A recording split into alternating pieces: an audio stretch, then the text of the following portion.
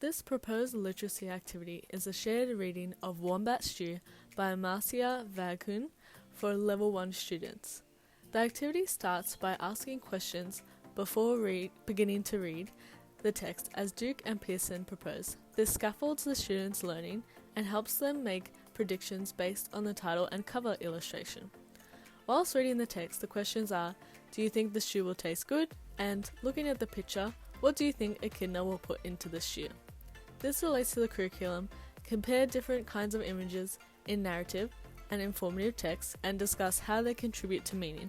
Reading the text, asking, why did all the animals make bad suggestions for the stew? And do you think they were being good friends to Wombat? This demonstrates the ethics component of the curriculum. The class will read through again. This time, the students will join in with the rhyming part of the text to create engagement, and as a class, they will create a poster of all the rhyming words and another poster of words they don't understand or haven't come across, with definitions next to them. This is a form of code breaking, which I'll talk about later. These posters will be displayed in class so students can refer to them at a later stage. As a class, we will recreate a wombat rhyme using words that we have come up with that rhyme. The final part of the activity is for the students to recreate a rhyme verse that could be a wombat or another Australian animal such as a koala or kangaroo. This will assist them learning sentence structure and alphabetic awareness. Along with this, they will draw a picture, paint, paper mache, illustrate, or any other form of creative piece.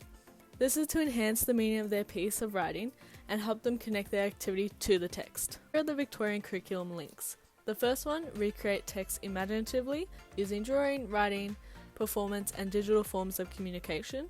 And the other English link, compare different kinds of images in narrative and informative text and discuss how they contribute to meaning. And a third link, outside the English, which I've chosen ethical capability, explore the meaning of right and wrong, good and bad, as concepts concerned with the outcomes of acts. The proposed literacy activity incorporates a great deal of semiotics and symbolism with the illustrations in the text and the image that the students are required to create at the end. This accentuates 21st century learning as multimodal texts are major technologies for literacy. A linguistic approach is not so dominant. Students who may not be as advanced in literacy will also rely on the semiotics to make meaning of the text. As this shared reading is aimed at Level 1 students, code breaking from the 4-resource model is essential as the aim is to build students' knowledge around phonemic awareness, text structure, alphabetic awareness, and spelling. This is done by the repetition of reading the book and the following activity when students attempt their own wombat stew rhyme. The poster that is created with definitions also contributes to students' spelling and vocabulary.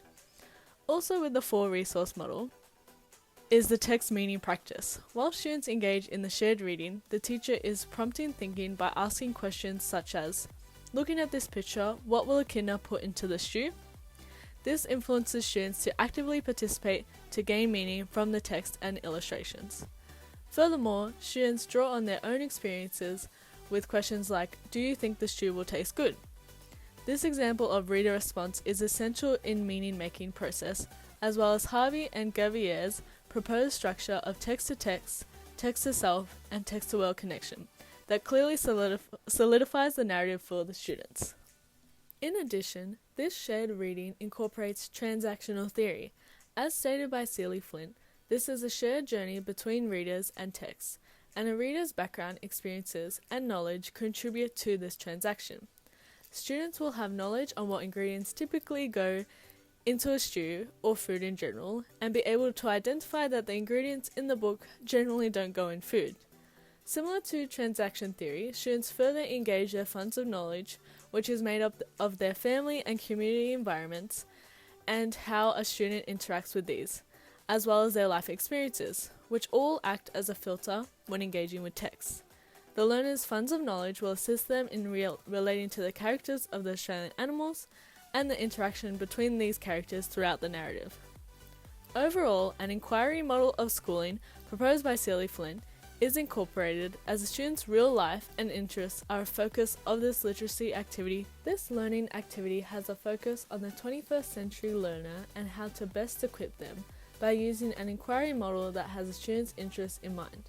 This is done by making the literacy activity meaningful and purposeful, which is Hamilton and Barton's Principle 2, literacy practices are purposeful. The way the shared reading is constructed is to ensure it is significant for the student. Likewise, Hamilton and Barton's Principle 5, literacy practices invite readers to use their background knowledge and cultural understandings to make sense of text. This is elaborated on previously, where students use their funds of knowledge and life experiences to make meaning from the text. Any literacy practice will come back to Aliyah 3. Meaning making is at the heart of all literate practices, and this is because it is the foundation to which we teach from. It is a goal of every good educator to make meaning in their students' education, and the experience is no exception. The goal is to go deeper than just the text and relate it to each student, so that they may have a meaningful learning experience that will develop them as lifelong learners.